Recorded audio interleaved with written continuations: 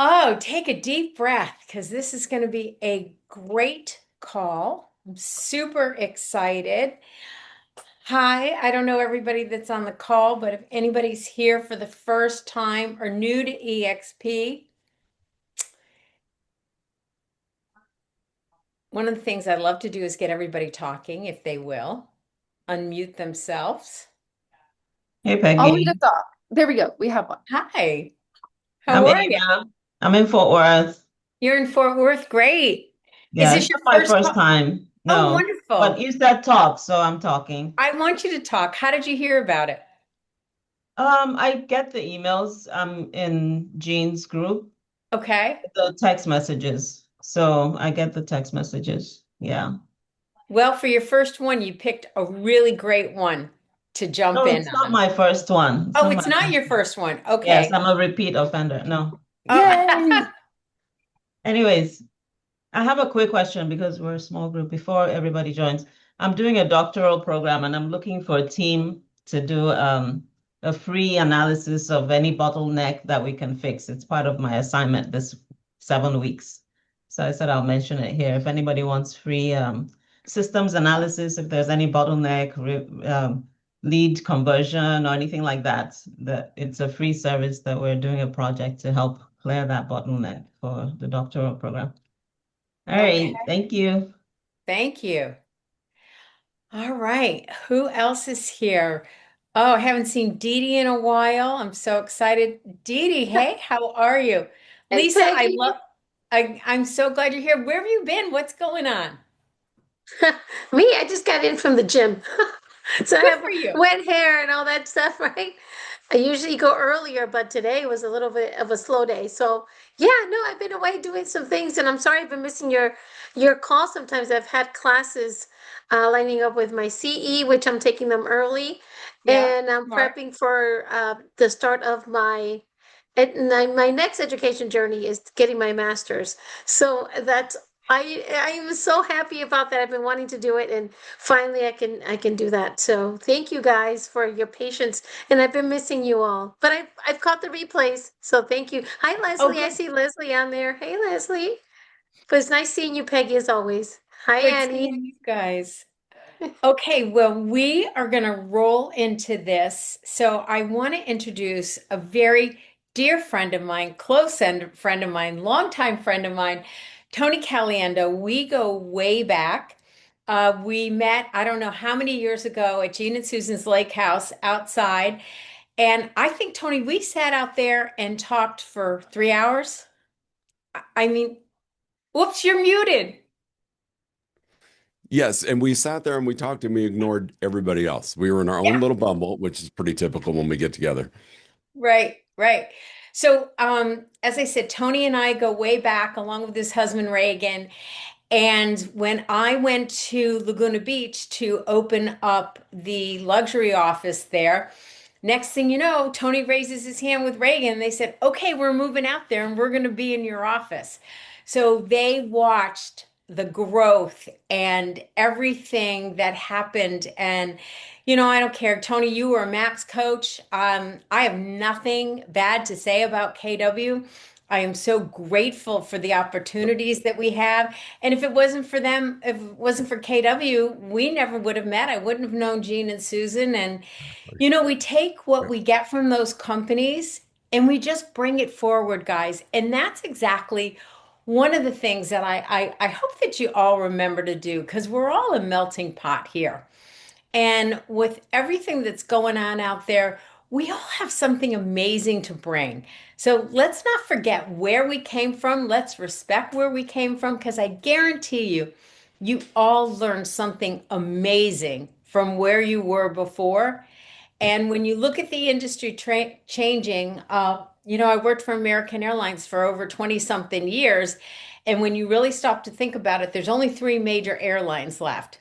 And US Air was rolled into American, and you see all this happening with all the different real estate brands out there. You just don't know who's going to be sitting next to you on your team. So that's my just little soapbox of be respectful of everything that's going on. Because look at how we're all coming together here and we all bring something. So Tony was a MAPS coach. packed schedule. You couldn't get in with him.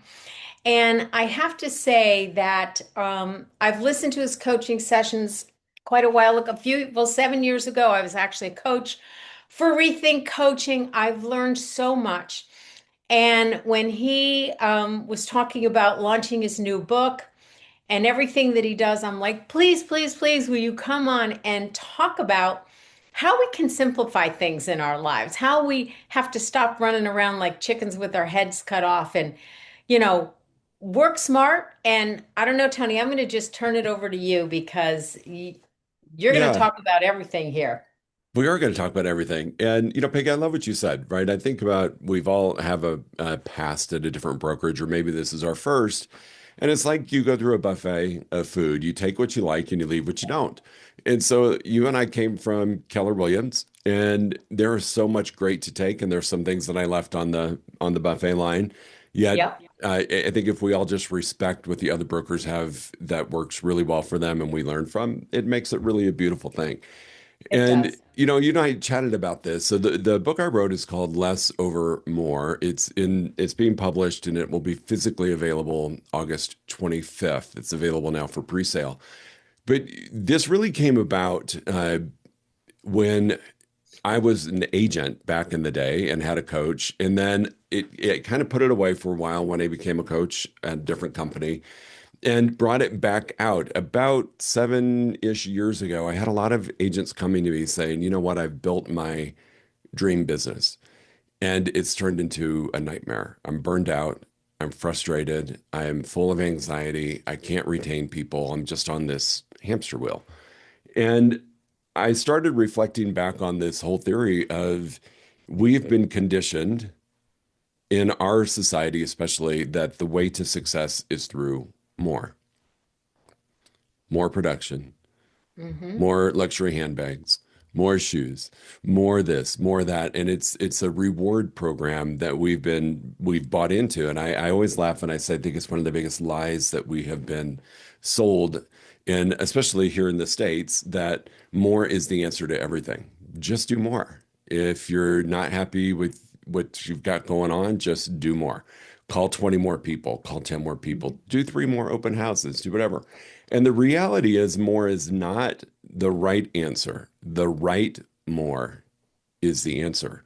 And getting to that is really challenging because it's going to make you uncomfortable.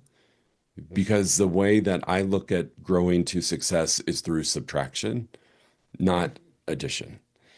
And taking a look at business and saying, okay, what do we need to subtract to allow the space for the right growth?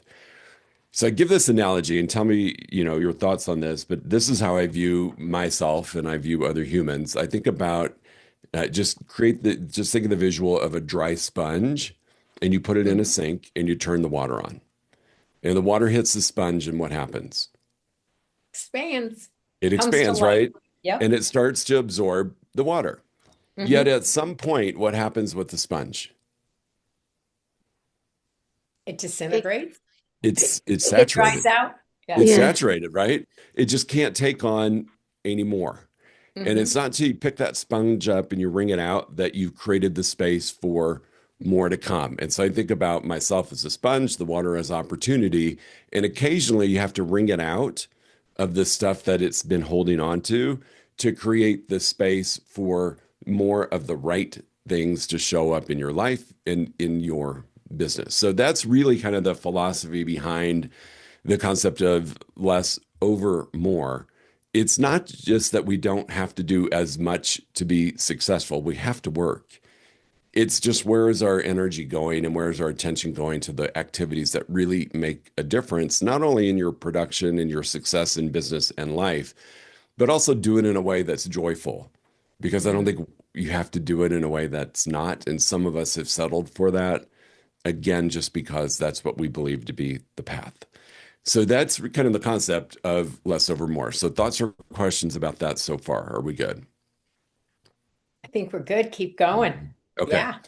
Here's what I would say is the start of this journey, which I think is really important. And it's a question, and it's a program that I teach that really takes people, I think, by surprise.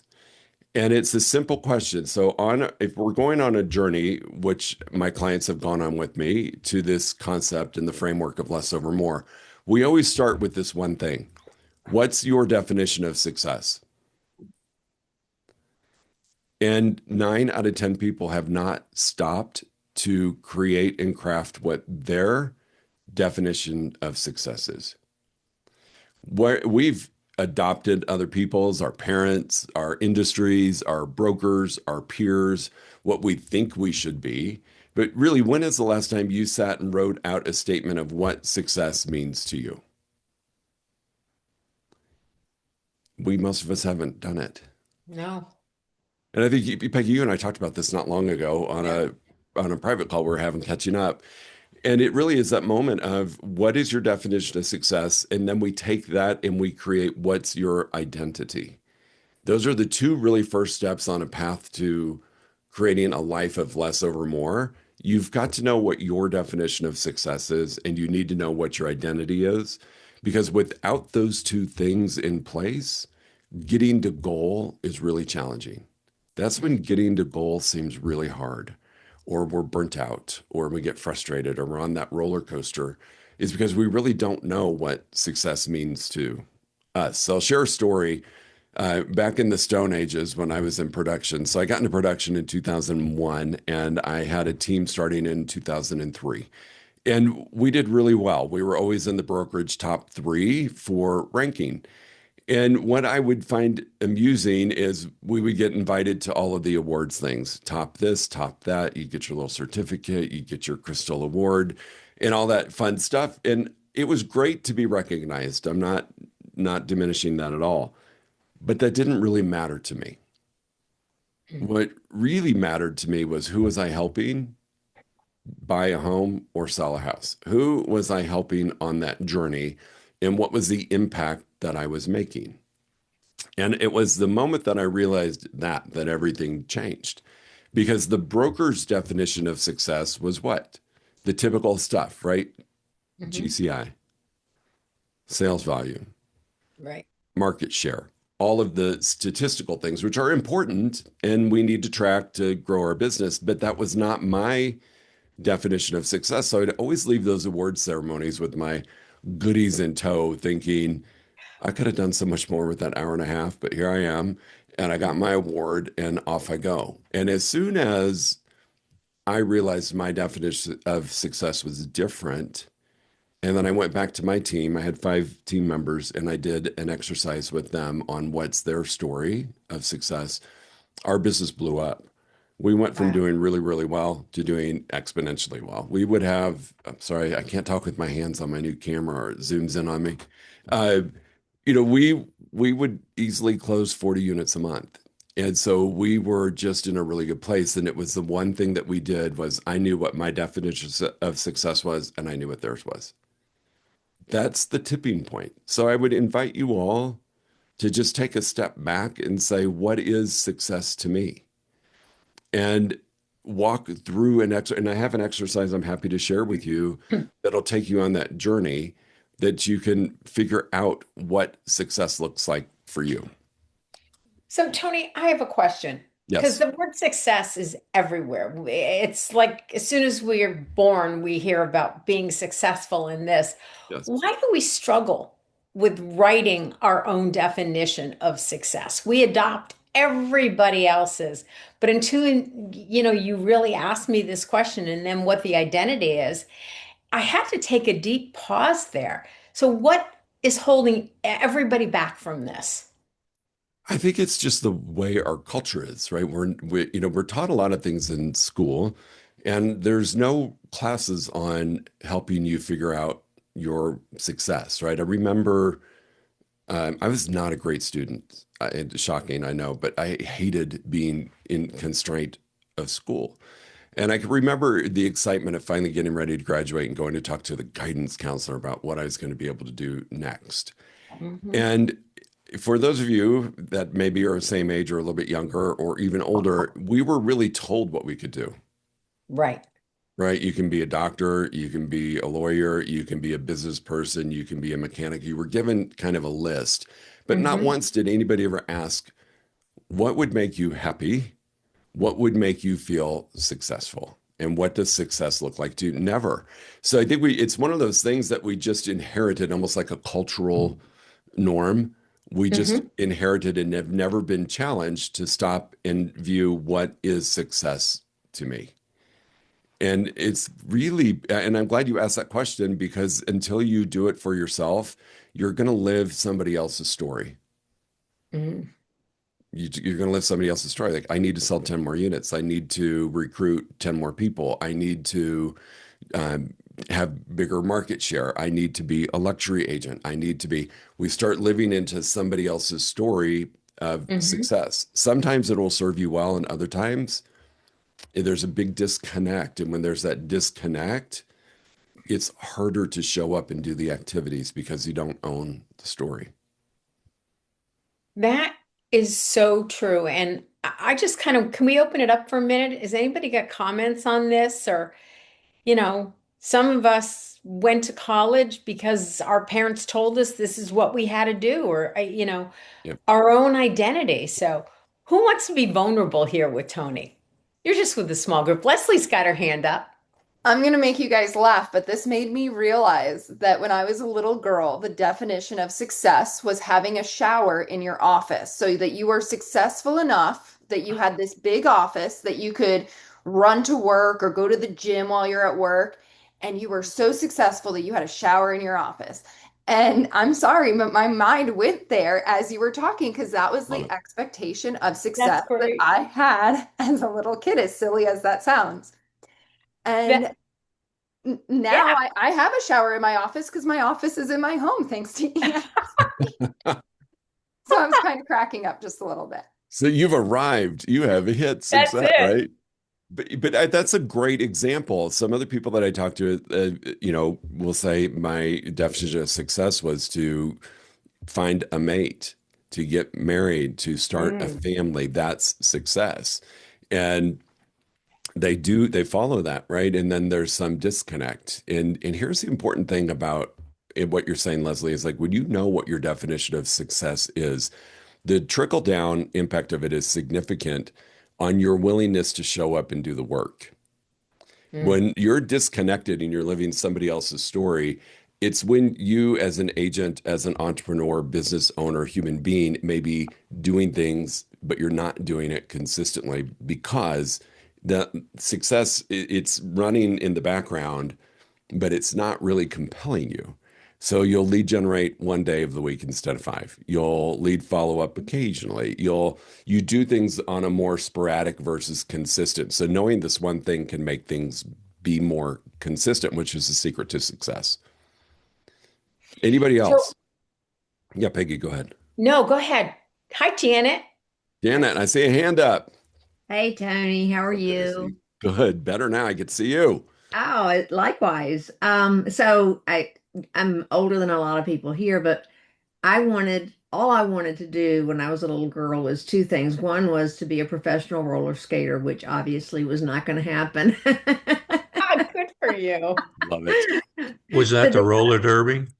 no. I wanted to do like ice dancing, but on roller skates. Awesome. That's And ambitious. yes, but the second was I wanted to be a librarian, and I can remember, and my sister was probably correct. She goes, Janet, you talk too much to be a librarian. So it sort of dashed my dreams. And but you're right, Tony. When I grew up, you could be a teacher, you could be a nurse, you could be a secretary. Mhm. And I tell people now that I know my personality type, Right. um, I probably would have been an attorney. Oh, okay. But I had about as much of a chance of becoming an attorney as I did of being an astronaut in a very small town in Virginia, in the 1960s. It just wasn't going to happen. But yeah, it's very interesting. I think now, while success, you have more opportunities and more ways to define success, it's so much healthier than when I grew up. Hmm. I agree, right? We were not, I call it, we lived a life of don't wants. And I talk about this in the book. And we start to get conditioned to accepting a don't want. Like, I did not want to go to college. I did not want to go to college. I did not have a choice. I had to go to Hmm. college. So you start accepting, like, even when I was a kid, my parents were not wealthy. And I tell the story in the book. All I wanted was a big wheel. I don't know who's old enough to remember big wheels, but it was like you had arrived if you had a big wheel. If you had a big wheel. If you had a big wheel, oh, I got some funky thing that got me that was not a big wheel. It was this weird thing with two big wheels. And anyway, and I had to graciously accept it. And that was the beginning of accepting don't wants as is being acceptable. And part of that accepting don't wants in life conditions you to live somebody else's version of what your life gets to look like. So instead of being a librarian or doing what you want, being an attorney, you start to accept the don't want. So I don't really want that yet. That's what I should be doing because this means I'm successful. And I think the don't want start really, really early on. And, Mm. I love my mom and dad. They did the best job they could do. And I'm sure I was quite the puzzle for them to figure out. Yet, we all have things that we have to unbundle. And this carries over into our professional world. And so I don't care if you're 20, 50, 80, whatever it is, it's never the wrong time to figure out what your story of success is and change it and make it So, more in alignment. Yeah, Peggy. Tony, and that was what I was going to ask. I'm sure there are people sitting on the call that it's either themselves or family or someone they know. How do you start to unravel if you are in something that you don't want, that, you've got to find by other people's things? How do you start to unravel this to It's get what you want? right. It's scary. I'll be honest with you. It's risky. And you really, this is really where a lot of the book came from was those people that showed up in my world that said, I need help. I have this incredible business from the outside. I look like I have arrived, but I'm Hmm. dying on the inside. And it was making the choices of what we were no longer going to do. It was really kind of wringing the sponge out, really emptying the sponge, and then figuring out the pieces that we were going to put back in that were in alignment with them and what they wanted to do. Some people have done a complete career change, and Mm. that's okay, right? It's like I did this because my mom was a broker. I did this because whatever. And they've made a change, maybe into title, could be into something completely different. But it's really just sitting with and trusting that you have whatever it, when you decide what you really want, that you can change it. And it doesn't have to be overnight. Okay. It So, doesn't have to be like, okay, I'm not doing this anymore today. I'm walking out of my life. right. You're not going to do Right. that. Yeah, Yeah. that's a big ask. But I will tell you the people who have figured it out, and I think I shared this on the call with Gene the other day. Uh, Majority of my clients right now are above 50% of their goal. And what we did is we took that brave step of no longer doing what we thought we should have to do, or Hmm. things that we were doing in the past that work that are no longer working, and we let it go. You kind of let that false sense of security go. So to answer your question, I think the first step is what does success look like to me? And then that Okay. next level is what's my identity? What Mm. do I identify as? And that is another one of those questions that makes people scratch their head and think, I don't know, I haven't thought about it. And this is where, Peggy, I think a great question that you asked is when you decide that you want something different, a different goal, a different opportunity, whatever that might look like, I can't approach that with my old identity. And so I give the example, and I've talked about this, when I decided to write the book, my identity is a coach. My identity has been a coach for the last 16 years. Right. And I couldn't show up as an author. And I wrote the first three chapters that were okay. I submitted them to my agent, and he's like, these are good, what?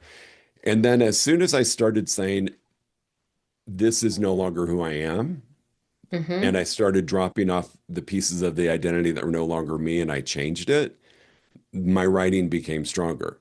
And we went back and we rewrote the first three chapters because I finally was in alignment with my new role as author. Now I'm still a coach, So that Right. old identity is there, but as needed. But I had to create that new identity to lean into or to step into the role. So if you're an agent who's saying, hey, I want to go from 10 units a year to 30, what's your identity? Do you identify as a 30 unit agent? Huge, huge. It's La huge. Laura's got her hand up over Yes. there. Um, Sorry, I was trying to unmute or trying to raise my hand earlier and it wasn't working. So there's a couple of things because now what you were just saying really resonated. But for me, when I was graduating from high school and I was a mid 80s kids graduating, and then when I was getting, I wound up going to college and stuff. But, I was kind of pushed, like I was like, well, I wanted to get into real estate back then, but I was actually strongly discouraged by my male counselor. He said, you know, I don't really think that you as a young lady should be in there. But, he basically completely pooped it and he said, it's a cutthroat business, blah, blah, blah. You shouldn't do it. So I kind of took that to heart. And I'm like, oh, okay, I guess he thinks I don't have, I'm not cut out to do the sales and stuff. So I wound up, getting into recruiting and um, training and development out of college. So I kind of reinvented myself, Mhm. several times. So, I started off doing that for a while, then life changed. I couldn't travel the way I was because I wanted to be, like what Tony was just talking about. I reinvented myself. I didn't want to be a stay-at-home mom. I actually wound up going into education, became a college professor too, gave me more flexibility to be at home. So I wasn't traveling 2 weeks out of the, every month. Um, Mhm.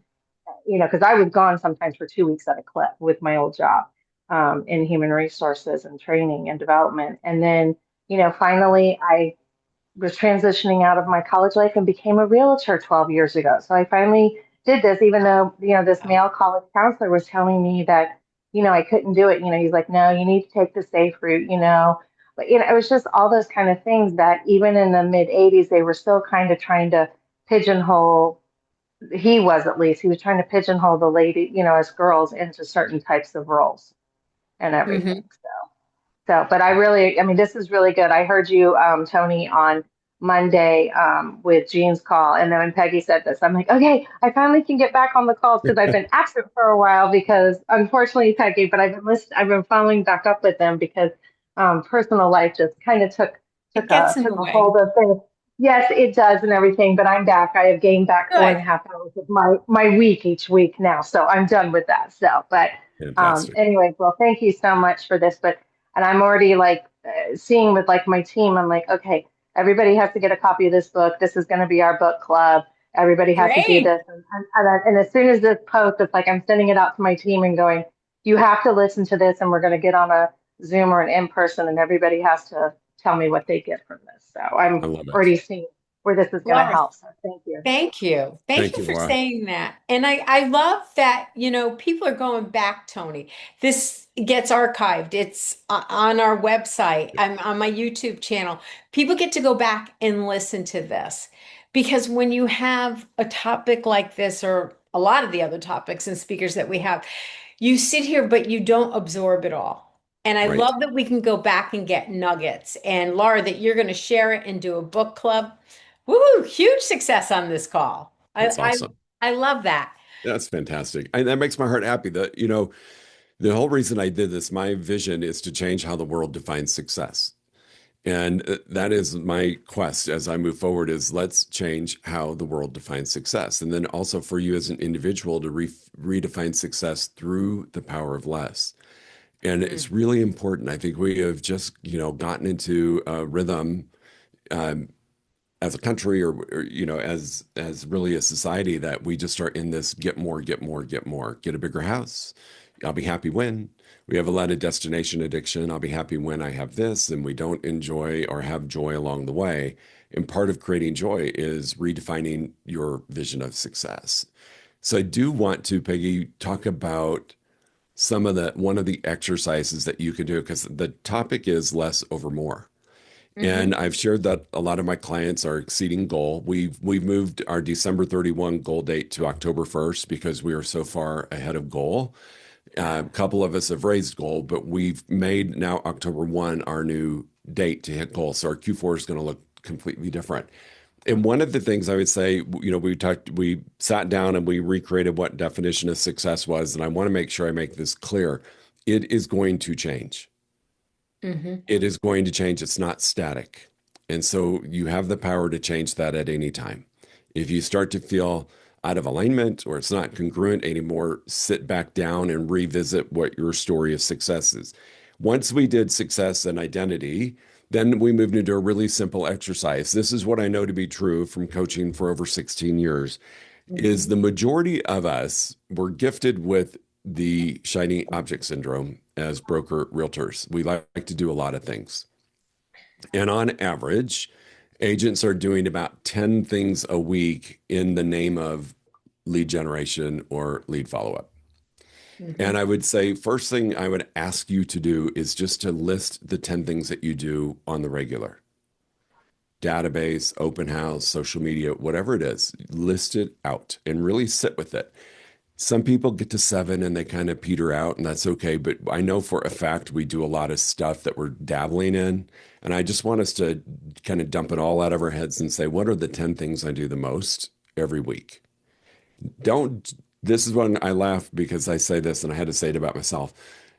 Don't go by your calendar, go by what you actually do. Because if we all followed what was on our calendar, none of us would need to be on this call. So Right. really look at your calendar, great, but be honest with yourself. What do I really do? And then there's 4 questions or 4 columns to address.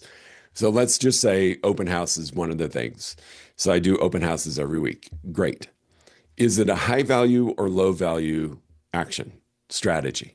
Meaning, am I getting leads or not? It's really simple. If I'm getting leads from doing open houses, it's high value. If I'm not getting leads, it's low value. Then ask, do I like it or hate it? And it's okay to not like something. So just be honest, check the box. Do I like it or do I not like it? And then the last thing is to say, how many hours per week am I giving to this strategy? Well, it's about 5 hours a week for an open house if you're doing it at a high level. So now I'm doing this for 5 hours. Like go through my list. And the goal is to find 3 things that are high value and you actually like. Oh. Because I want you to think about this. Let's say I'm doing open houses, and this has come up a lot lately. Open houses have changed.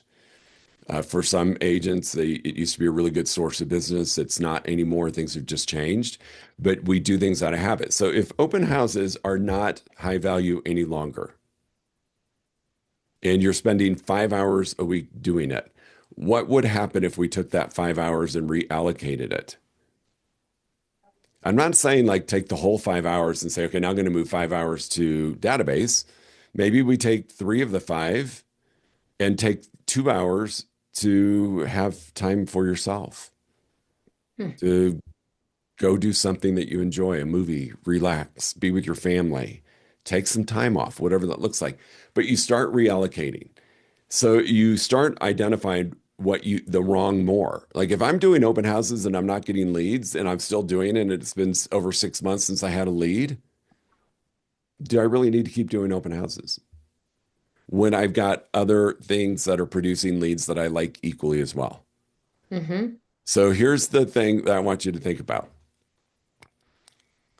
And I know this because I'm an agent, have been forever. I'm referral only at this point. Yet, if we mention the dirty word database, there's a lot of us that it's a great source of business. It's high value, but we don't like doing it. Right. So don't like. Then let's say there's social media. Might be low value. I haven't gotten a lead from social media, but I really like it. I like it a lot because I get on social media and then, 2 hours later, I've caught up on Peggy and everybody's life and I'm having a great Yep. time. And so it's really taking a look at that and saying, all right, if it's a high value item and I don't like it, is it just a story I'm carrying around about it that's keeping me from actually liking it? So database, for example, have I just created the story that I don't want to sound sale? And I'm saying this because this is what I hear when I talk to agents. I don't want to bother people. If I call them during the middle of the day, I'm bothering them. I don't want to bother anybody. I don't want people to think that I'm salesy.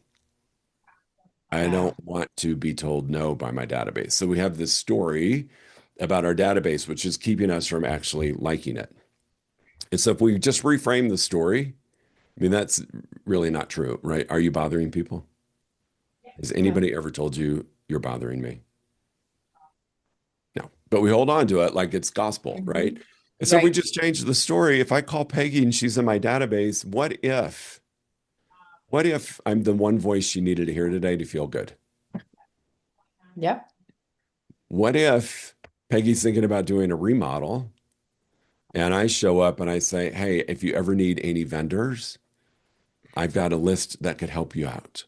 What if you get to be that person and you change the narrative of the story that you're holding around database and now it can move to high value and you like? This is the Mm-hmm. game changer. We want Mm-hmm. to have at least three things that are high value that you enjoy because now I'm focused on the right more. This is where we want to be, only doing those things. More is not the answer. The right more is the answer. So when I start to eliminate, when I wring the sponge out, so I get these 10 items, I'm going to wring the sponge out and deplete it of all the water, and I'm going to Mm-hmm. choose which ones I'm going to put back in. I'm creating my life based upon my identity and based upon my version of success. When those three things are lined up, it's magic. There's where the magic lies. That gets exciting. It makes your business fun again. Mm-hmm. Yes, I like it. You're not, you know, let's be really honest. There's some of the things that we do as salespeople that's not exactly sexy. But if I'm reframing it and I'm doing things that are bringing me joy and that aren't causing me stress, and I keep out of burnout, I'm winning. And so for yourself, I would say do this. If you lead a team, do this. When I had my team and I did this with them, my production went up. If production goes up, what happens to them in terms of retention? They stay, they're making money, they're happy. Right? That's the number one Mm-hmm. thing. So whether you've got a team or you've got an organization, a downline, whatever that is, this is a great exercise to do with people because number one thing, if we get people into production and it's in alignment with their identity and their vision of success, they feel more whole. So they're in production and now they are not likely to leave us. Then what you have done is you created a culture. I mean, I say this as a coach and I make people laugh. I'm like, okay, I'm the weird coach that's going to tell you to do less to get more. When have you ever had a coach tell you to do less? Never. We Never. like this. Never, right? I That's mean, good. Peggy, Yeah, you and I right. came from an environment when we were coaches at the other place, double your goal. If you're talking to Double. 20, Yeah. talk to 40. I mean, it was Yeah. always about doing more, doing more, doing Mm-hmm. more. Do open houses, do door knocking, do this. But when you create this new culture of I can help you get to more through less, Hmm. people Mm-hmm. are like, sign me up. Sign because we're all craving it. We're all craving it. It's the problem that we all have. So if you're Hmm. building an organization or you have a team, this is something you want to take to them because this will increase productivity. This will increase loyalty. This changes everything. And you have a culture that is different than anybody else's. I liken this, and this is an ego thing. So I'm not saying like, look at me, but this is a disruptor. Mm-hmm. What did EXP do to the brokerage world? Disrupted it. Blew it up. This is a disruptor for how you can lead and how you can run your own business. Disrupt it. Never, ever have I ever had a coach that has told me to do less. Wow. That's Never. right. And here I am. So I think we got a hand up. Watson's got his hand up. He was Watson. on the call with Gene on Yeah, Monday, and I know he Monday. talked then. So, Yeah, Tony, thank you for coming on. I You were here a few weeks ago. You had a neon sign caught my attention, and I did some Yep. research and did my own. But that's not what the reason I'm calling. Tony, when you say less with more, right? Man, I tell you, I don't know how many of you guys has been around since subprime. After subprime, we were pretty devastated, so we went to look for a different coach. And I kind of came from a different stream. I was a Remax. I'm in a town of San Marino. It's kind of like a Beverly Hill of east side of LA, so to speak. I was the number one producer for many, many years. I put all the plaque on the wall. I was so proud. And then when things went down, you could do something, right? We joined a group called Craig Proctor Coaching. I don't know how many of you have Yes, been Craig into Yep. that Proctor. meeting. Yeah, and they claim they make more millionaire than any other coaching program, which I believe them. Craig Proctor is the kind who said you got to have 7 lead generation, all running and make us join a different, I mean, go with a different CRM, Commission Inc. I put so much time and so much money into that. And overwhelmingly, I remember when they did the coaching, they break up the group. A lot of people just try to make it 100,000 commission. Then they're like another group like 250,000, another one would be like 500,000 and 1 million or more and 2.5 million GCI. And I just like, I want to be 1 million man and or more. And I joined the group, even though I wasn't there quite yet. And I met some of the high roller. We're talking about people who sell big time money. And then the sad thing, I tell my people, a lot of agents, I say, you look up to them so much. They drive fancy car, their GCI, but their really profit is like about 5%. Most of them are 8% or more. That's not a lot of money. That's a lot of work, a lot of headache, and missing your kid's baseball game, missing your friend, your birthday, or you are there with your wife, you're not really there. You're thinking about, gee, So what you say about less with more is so important. A message so needs to be spoken in this industry. So many burnout. I mean, I'm so sorry to tell you guys, I've been business for 25 years, and as you know, I was named by Apple News, which is like 250 million reader every week, Apple News. They call me up, say, Watson, I think you do a lot for your client. Pass out a lot of value. I like to honor you on that. They put me on the number one spot on that. But more importantly, say what I do, they notice I do something differently. I pass on value more than anything else. I make a good living.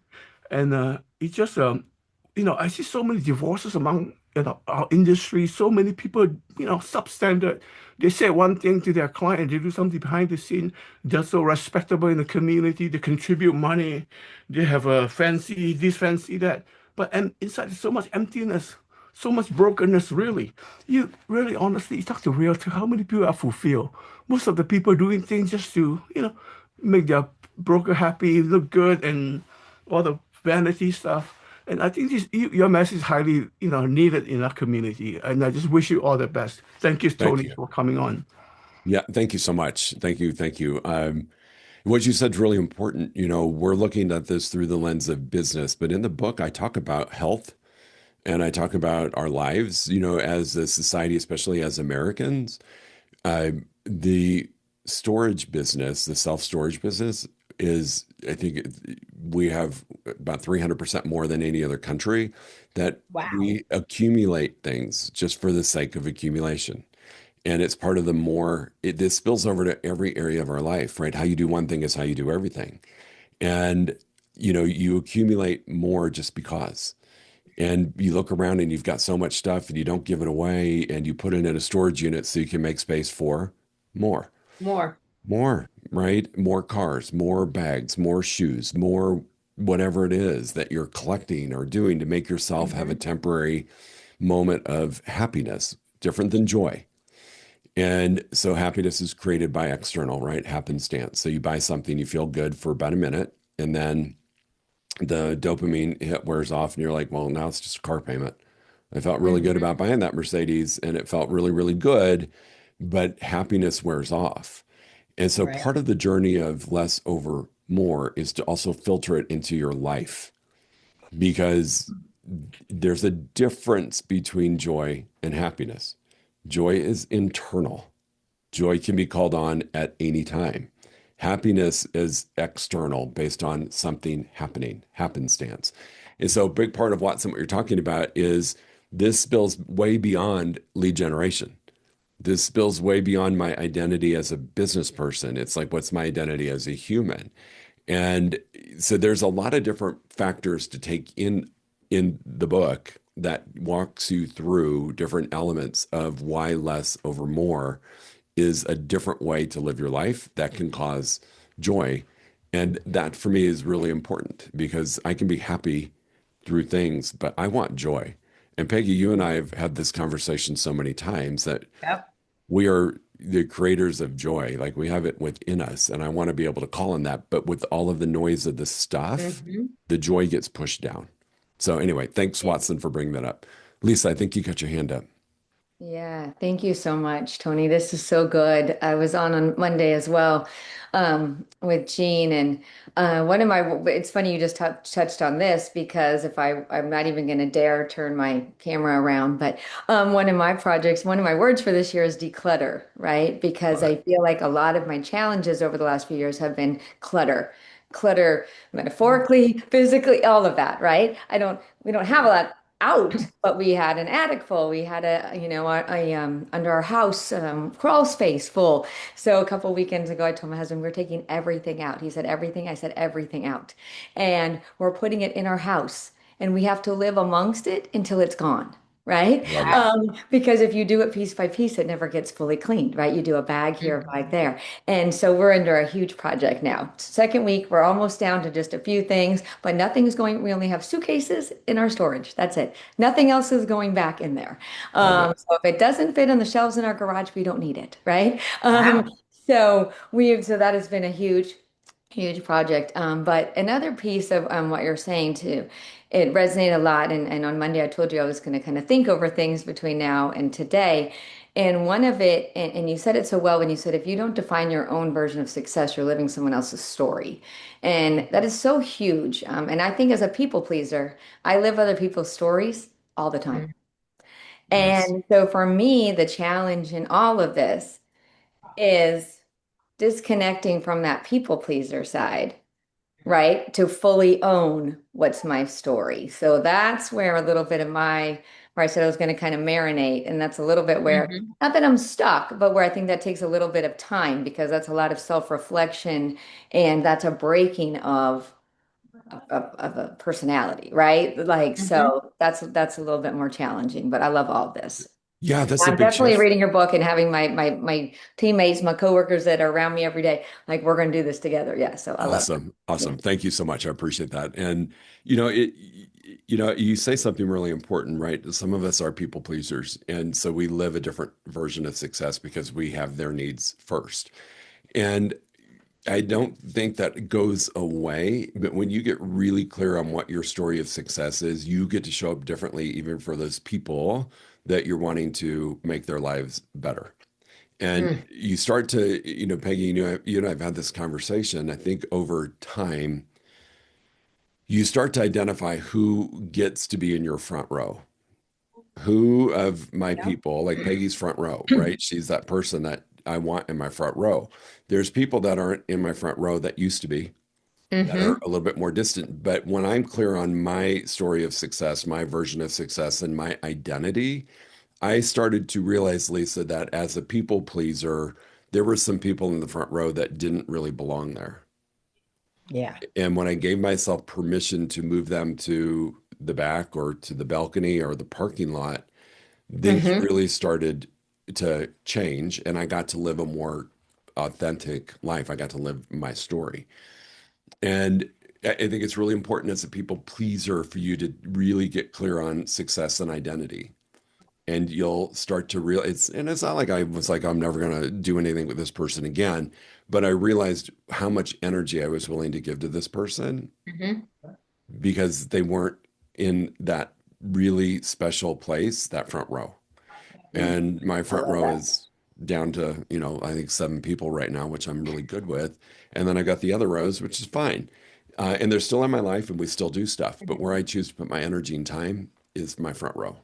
And energy is so key, right? I mean, as people pleasers, I Huge. think energy is the other part of it. We are very drawn to other people's energy as people. I Yes. know personally, and it sounds like you are as well. And so that's such a great, yeah, I got some people that might need to be in the parking lot. Yeah. I Yeah. mean, energy flows where attention goes, right? So whatever you give attention to is where your energy is going to go. And Mhm. energy precedes you in every single thing you do. So there's a real importance for you to get clear on what your version of success is, and then also for what's your identity. What's your identity as you take into this new, once you determine this is my success, okay, now what is my identity that's going to support that? What parts of my identity, people pleaser, do I need to leave behind? because it's Love not Tony, it. serving me. Yes. Love it. this is, and Laura's got her hand up. This identity piece is something that Tony and I have been talking about a lot. And your identity does change, is what I'm accepting. And stepping into that identity that you really want to live in right now, moving the people into the parking lot or whatever it is, it takes a lot of courage. It takes a lot of pain. It takes some days where you sit there and cry and you feel lost and you feel guilty. But again, I believe when you come out on the other side, it's just so freeing. So, yeah, step into it. Laura, you got your hand up again. Jump in. Yes, thank you. I was just going to say, like when Lisa was talking about, yeah, it was Lisa about the decluttering and stuff like that. I went through a similar thing because, we thought we were being really good when me and my parents bought a multi-gen house together many years ago. Mm-hmm. But when, as I caregive for them, so that was another thing. I was the caregiver and stuff like that while trying to work and everything. So of course, I wasn't thinking this less. I was thinking, oh, I got to keep adding more and more to my plate. So I could have kind of used Tony's wisdom, several years ago. But when we were cleaning out, I just remember my daughter was home because we got her home a couple of weeks early from college. And she just looked at me when we finally got through all the paperwork, photos, everything. She looked at me and she goes, Mom, please make a promise to me. And she's holding my shoulder. She goes, please, every year at tax time, at the end of tax time, will you please go through all of your paperwork and files and destroy whatever, can be destroyed? Take it to one of your shred events. Please, I beg you, don't leave this type of stuff for me. And Yeah. I said, okay, so I actually, I did have a shred event in electronics recycling just last month. And so, of course, I made sure that I, had my stuff and everything. I found something that we didn't do, but, that's very freeing. But, I thought I was done with my caregiving days with my parents once they passed and everything. And I would never give that up in that part of my life. But I Right. wound up being a caregiver again this past year to my sister, and I'm still doing some of that with her. And then, of course, my daughter has medical needs. But I like this idea because I'm also trying to find that balance so that I don't lose myself the way that I did with my parents. That's just like the wisdom that I gained now reflecting. So I'm really looking forward to Tony's book and like you said, going back and listening to this again and again and doing it with some of my team and stuff like that just to get all the nuggets because you always hear things differently how things hit you. And I Exactly. think also when you talk about it, like hearing everybody else talking about their lives, their experiences, it builds on that or hits you and resonates a different way. So thank Yeah. you.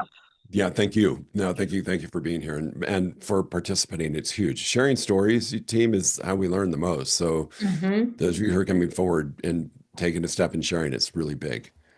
I think, is it Carlene, Carlene? You've got your hand Carlene, up? she's here in Cape Coral with me. Oh, Hi, nice. hi Peggy. Hi. Hey, This is awesome. And I've always been one to not be afraid to reinvent myself. Peggy knows some of my stories. I've had a lot of falling flat on my back and getting back up and as somebody new and always being a people pleaser and my definition of success, I tend to compare to what it looks like to others. Mm-hmm. And but every time I get back up, it kind of grows wheels and I zoom ahead. And this time it's been a little bit more challenging. And on the outside looking in, people think, oh, she's so successful. She's done all of these things and she's had all of these careers. And I know I'm going someplace very different than I've ever gone. Mm. And sometimes it feels like I'm on a little island and I question it's harder this time. It's so much harder this time. Am I really following my identity? Am I really, and I question, sometimes every day. Mm-hmm. So to hear this, it was really validating today. And the reason I was late is because I got a call from a listing appointment from the other day, and it was like a real reach. And they called me and they're like, "Oh yeah, we want to do this. We want to do this with you. And oh, by the way, our builder's going to pay you." And I was just like, "Okay, Wow, that's great. Awesome. everything I'm doing is working. It's right in front of me that it's working, yet I'm still Hmm. questioning it." That's So awesome. I think I need to go back on my vacation next week and spend some time revisiting what my definition of success is again and making sure that it's my definition and not measuring up against what my husband thinks, what my friends think, what other people in Cape Coral are doing, Hmm. because I'm not doing what any of them have ever done. I'm merging my real estate brand with a wellness brand, and I don't know where it's headed, but it's really cool and it's really fun. And I'm going to keep doing it and I'm going to get paid somewhere along the way. I know it's happening. Yes, yes. Carlene, you make and I want to touch on this for just a second, Peggy, is, as you redefine success in your identity, right? It's really important that you do that. And sometimes I look through the lens of if I was in your industry and I was saying, hey, Carlene's life 5 years from now is going to look like this, that's definition of success, what somebody else says, and then I can pick from that what is not true or what's true. But the most important thing is once you really solidify what your version of success is in your identity, go out into the future as if it's already been achieved.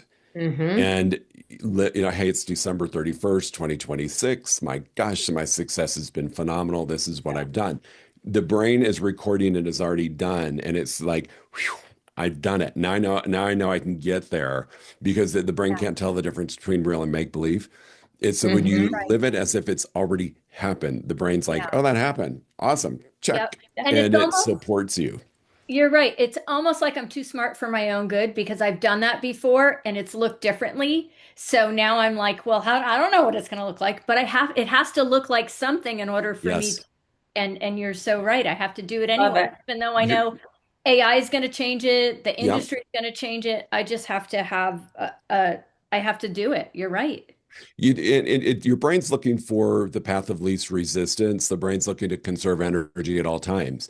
And if Mhm. you're giving it what it needs to feel like it's been done, it now will find the path there. They say a lot of times, don't worry about the how, right? The how shows Hmm. up when it needs to.